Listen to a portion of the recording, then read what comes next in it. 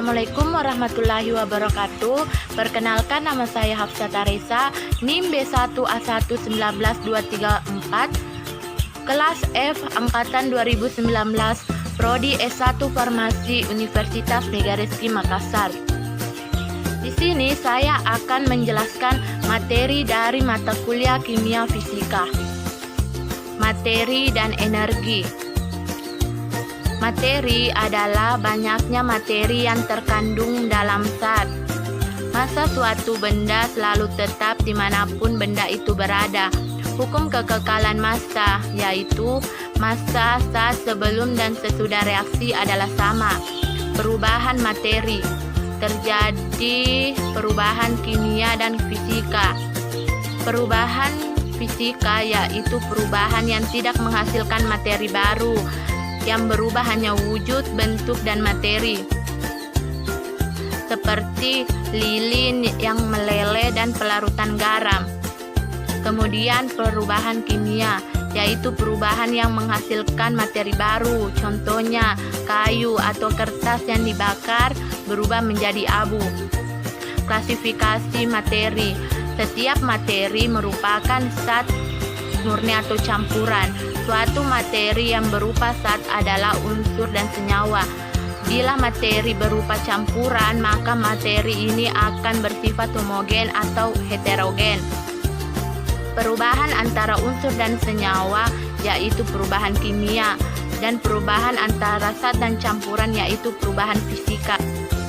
Unsur adalah zat yang paling sederhana yang tidak dapat diuraikan menjadi zat lain yang lebih sederhana dengan reaksi kimia biasa. Energi adalah kemampuan untuk melakukan usaha. Suatu objek dikatakan memiliki energi jika dapat menyebabkan perubahan sesuatu. Energi berubah dari suatu bentuk ke bentuk yang berbeda. Hukum kekekalan energi. Energi tidak dapat diciptakan dan tidak dapat dimusnahkan. Energi dapat berubah dari bentuk yang satu ke bentuk yang lainnya. Sistem periodik unsur. Perkembangan penyusunan unsur. Johann W. Dobereiner adalah orang pertama yang menemukan adanya hubungan antara sifat unsur dan massa atom relatif. Pada tahun 1817, dia memasukkan unsur tersebut ke dalam 3 kelompok unsur triad yang memiliki sifat sama. Kedua, daftar Mendeleev. Leonhard Meyer dan Dmitri Ivanovich Mendeleev menemukan hubungan yang lebih terperinci antara massa atom relatif dengan sifat unsur. Pada tahun 1869, Mendeleev berhasil menyusun suatu daftar terdiri dari 65 unsur kimia. Untuk menyusun daftar unsur-unsur berdasarkan kenaikan massa atom relatif yang dikenal sebagai sistem periodik atau hukum periodik. Kemudian yang ketiga, sistem periodik modern. Sistem periodik ini disusun berdasarkan hukum periodik yang menyatakan bahwa sifat-sifat unsur merupakan fungsi periodik dari nomor atomnya. Artinya, jika unsur-unsur disusun berdasarkan nomor atomnya, maka sifat tertentu akan berulang secara periodik. Itu sebabnya dinamakan tabel periodik. Sifat-sifat unsur dalam periodik yaitu pertama, jari-jari atom adalah jarak dari inti atom sampai kulit elektron terluar. Dalam golongan dari atas ke bawah, jari-jari atom akan semakin besar. Dalam satu periode dari kiri ke kanan, jari-jari atom akan semakin kecil. Kemudian kedua, energi ionisasi adalah energi yang dibutuhkan untuk melepaskan elektron terluar. Ketiga, afinitas elektron. yaitu perubahan energi dari atom netral ketika sebuah elektron ditambahkan ke atom untuk membentuk ion negatif atau positif. Jika jari-jari atom kecil, maka interaksi semakin kuat dan afinitas elektron akan semakin besar. Sebaliknya, jika jari-jari atom besar, maka interaksi akan semakin lemah dan afinitas elektron semakin kecil. Ikatan ion. Ikatan ion adalah ikatan yang terjadi karena adanya gaya tarik-menarik antar ion negatif anion dengan ion positif kation. Gaya tarik-menarik ini disebut juga sebagai gaya elektrostatis.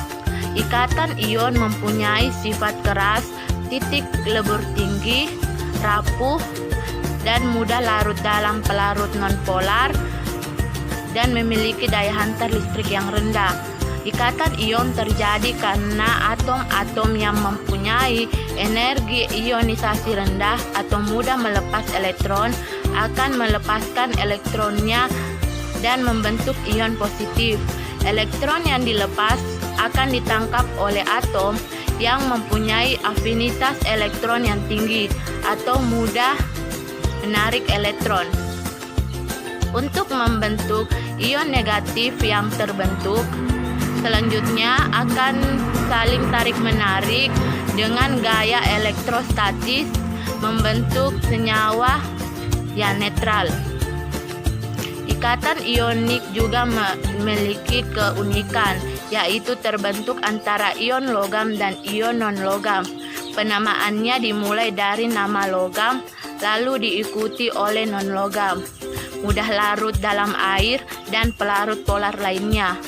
Mudah sekali menghantarkan listrik jika dalam larutan dan cenderung membentuk tal solid dengan titik leleh tinggi. Ikatan logam dan hidrogen. Logam merupakan unsur kimia yang siap membentuk ion kation dan memiliki ikatan logam. Ciri-ciri ikatan logam yaitu mempunyai sedikit elektron valensi sehingga sangat mudah untuk dilepaskan dan membentuk ion positif. Hidrogen adalah gaya tarik antar molekul yang terjadi antar atom hidrogen yang terikat dengan atom sangat elektronegatif dan pasangan elektron bebas sangat elektron negatif lainnya. Hidrogen memiliki klasifikasi lainnya yaitu hidrogen intramolekular dan ikatan hidrogen intramolekul. Ciri-ciri ikatan hidrogen yaitu ikatan cenderung lemah dan panjang ikatan cenderung besar. Sifat ikatan hidrogen yaitu titik didih hidrogen klorida di antara asam halogen adalah adanya ikatan hidrogen. Ikatan hidrogen adalah ikatan lemah, energi disosiasi ikatan tergantung dari tarikan pasangan elektron. Ikatan kovalen. Ikatan kovalen adalah ikatan yang terjadi akibat pemakaian pasangan elektron secara bersama-sama oleh dua atom. Ikatan kovalen dibedakan atas dua, yaitu berdasarkan pembentukan dan berdasarkan polimerisasi. Pertama, berdasarkan pembentukan, yaitu ikatan kovalen tunggal, ikatan kovalen rangkap 2, dan ikatan kovalen rangkap 3. Kemudian yang kedua, berdasarkan polimerisasi, ikatan kovalen polar dan ikatan kovalen nonpolar. Pada umumnya, senyawa kovalen tidak larut dalam air, tetapi mudah larut dalam pelarut organik. Namun, ada beberapa senyawa kovalen yang dapat larut dengan air karena terjadi reaksi dengan air dan membentuk ion-ion. Ikatan kovalen terjadi antar unsur non-logam, yakni antar unsur yang mempunyai keelektronegatifan relatif besar. Ikatan kovalen juga terbentuk karena proses serah terima elektron tidak mungkin terjadi. Sifat fisik senyawa kovalen. Pertama, pada suhu kamar berfungsi gas, cair, dan ada yang padat. Kedua, senyawa kovalen padatnya lunak dan tidak rapuh. Ketiga, senyawa kovalen dapat larut dalam pelarut organik, namun tidak larut dalam air. Keempat, senyawa kovalen memiliki titik didih dan titik leleh rendah. Kelima, umumnya tidak menghantarkan listrik. Ikatan van der Waals adalah ikatan gaya tarik-menarik antar atom atau molekul. Gaya van der Waals terjadi akibat interaksi antara molekul-molekul nonpolar, antara molekul-molekul polar, dan antara molekul-molekul polar dan nonpolar. Ikatan van der Waals terdapat antar molekul zat cair atau zat padat dan sangat lemah. Bentuk ikatan van der Waals ada dua, yaitu ikatan van der Waals yang memiliki dipol dan ikatan antar molekul yang memiliki dipol dan molekul yang tidak memiliki dipol.